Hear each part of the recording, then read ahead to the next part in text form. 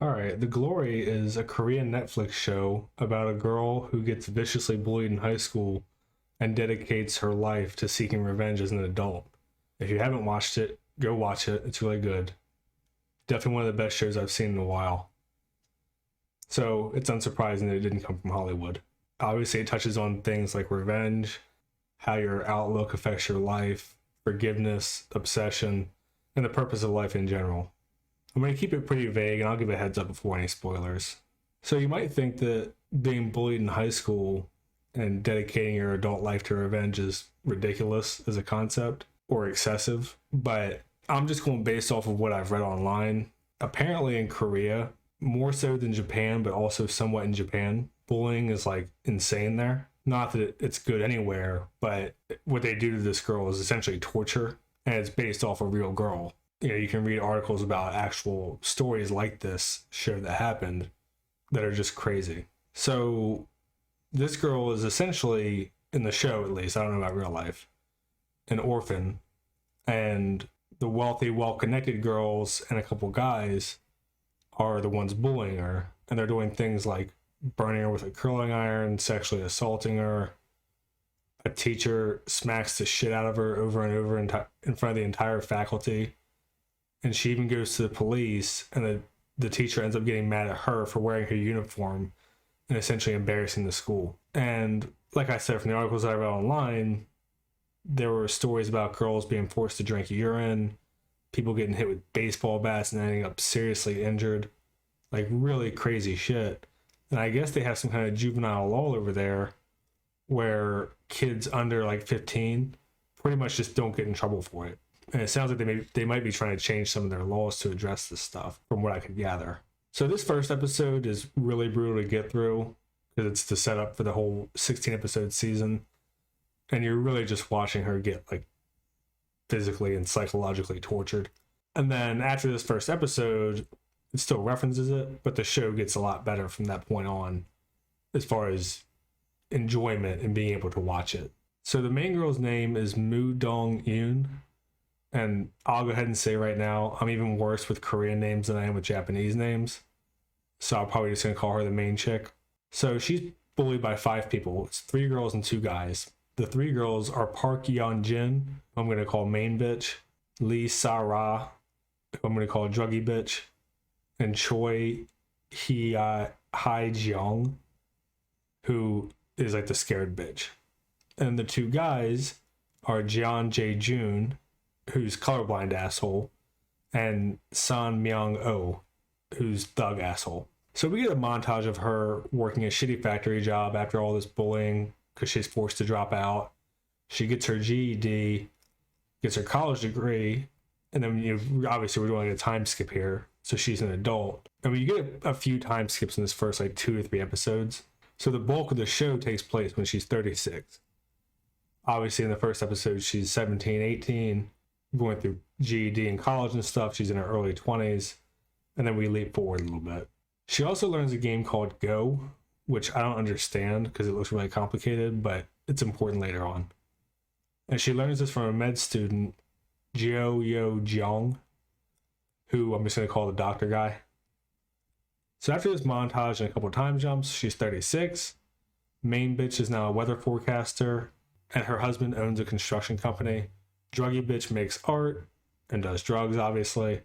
And scared bitch is a flight attendant and a gold digger. Colorblind asshole owns his clothing store, and thug asshole works for him and does kind of his dirty work. Because they're all shitty people. So none of that really changes. So I'm not going to give it too much of a full specific plot synopsis after that, but that's pretty much the setup for the show that you get. And the gist of the story is that she blackmails them and leverages them because they're such shitty people into ruining all of their lives. And she lets them do a lot of this on their own, which I really enjoyed because they're just such piece of shit people. So that's mostly what I'm going to talk about, is kind of the stuff that I liked without giving away too many specifics. So one of the things I really liked, and I actually forgot to mention her in my list of characters, her name is Kang Hyung Nam.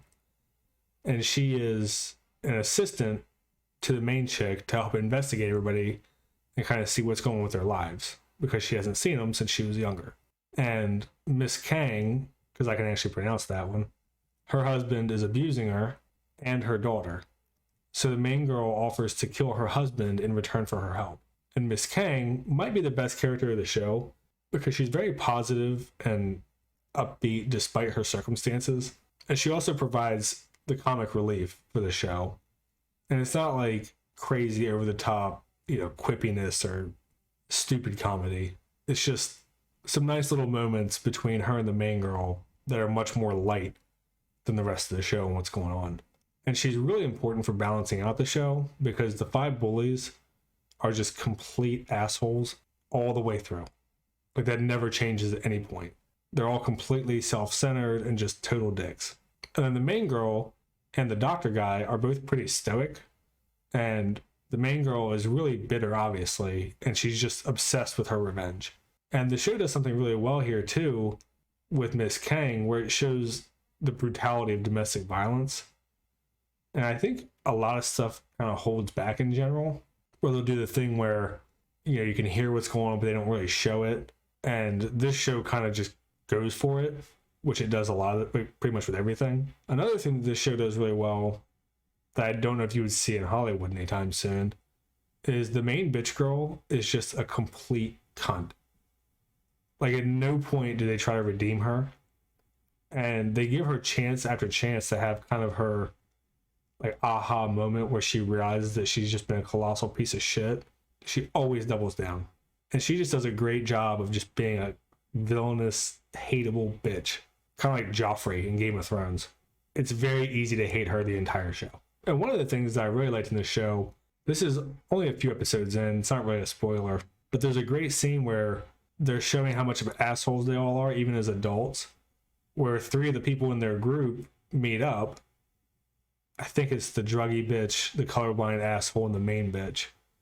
And they're all talking like they're having a conversation, but at no point in the conversation does anyone respond to the other people. Like, they're all literally just monologuing and worried about their own shit. And none of them acknowledge what the other ones are saying at any point. Which I thought was a really nice way to show just what a bunch of self-centered douchebags they are. And obviously the main theme of this show is sort of the idea of revenge versus moving on or forgiveness or anything in that category. And this is something that is the main character's arc, but it also is something that she has in common with the doctor guy.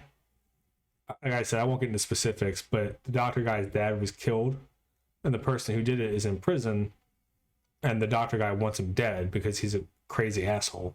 He doesn't want him just sitting in jail. And something that comes up throughout the show is whether or not she should stop living her life for revenge and try to actually enjoy her life, because she's just so single-minded and she seems really unhappy the entire time. And like I said, she's 36, so at this point she's dedicated half of her life to revenge, which, as much as you enjoy watching it happen for the show, it is an interesting idea to spend half your life obsessing over revenge. That at the end of the day, does it really benefit you? I don't know. She talks a little bit about the dreams that she gave up on and stuff, but she never actually considers pursuing anything other than revenge.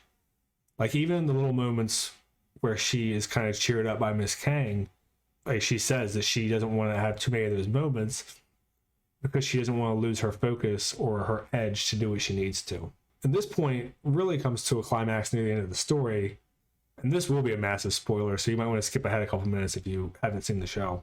So once she gets her revenge at the end of the show, she's ruined all their fucking lives. It's very satisfying to watch. She enjoys some time with the doctor guy who's liked her pretty much the entire series. It's obvious from the beginning. And he's helped her, and, they're hanging out. And they spend some time together, but she seems to be unable to reciprocate the feelings, or at least she doesn't seem to believe that she can have those kind of feelings.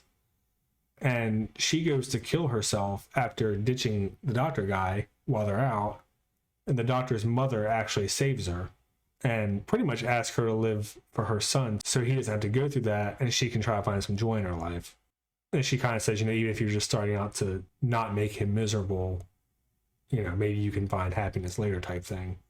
It's a really nice moment, and I'm glad because I would have been pretty pissed off if the show ended with her killing herself. But I think it really puts into perspective the sort of the revenge versus moving on part of the show, as well as how unhealthy it can be to just have this kind of single-minded obsession where your life is dedicated so much to one thing that once you reach that thing, or if you even ever can reach that thing, depending on what it is, you feel like you have no purpose and there's nothing left in your life. And the message of the show seems to be that it's better to move on with your life as much as you can. And there's even a little nod to this at the end where she says that she's turning 19 now, where she sort of acknowledges that she never really changed as a person from the time she was 18 to 36 because her obsession for revenge just dominated her life. So she didn't really grow in the ways that she could have. And the last thing that I want to touch on is obviously the anti-bullying message.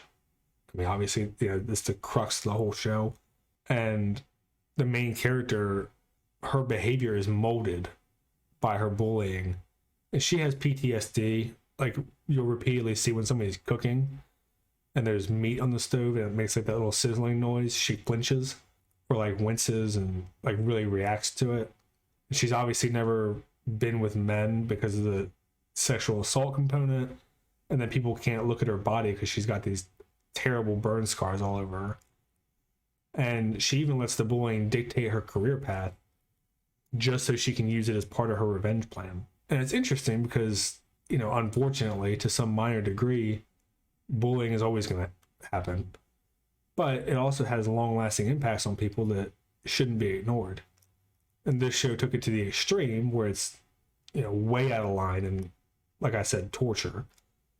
But it seems like an issue in Korea that needs to be addressed if this show is really reflective of what's going on over there.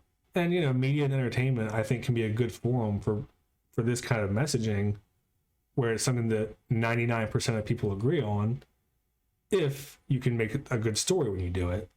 We see poor attempts at pushing messages that are very divisive in Hollywood routinely. And, when the story is good and you're not just being preached at, I think it really is a good way to bring awareness to something that everyone agrees is bad. So I like that it touched on the sort of long-term effects of bullying and what it's done to her as a person, that it wasn't just, a year of misery. It dictated her entire life from that point onward and really shaped who she was. But yeah, I thought this was a great show. Definitely go check it out. Hopefully we're going to keep getting good shit from Japan and Korea and international media in general because, well, domestically we're lacking right now. All right, that's it for me for this one. Thanks. See ya.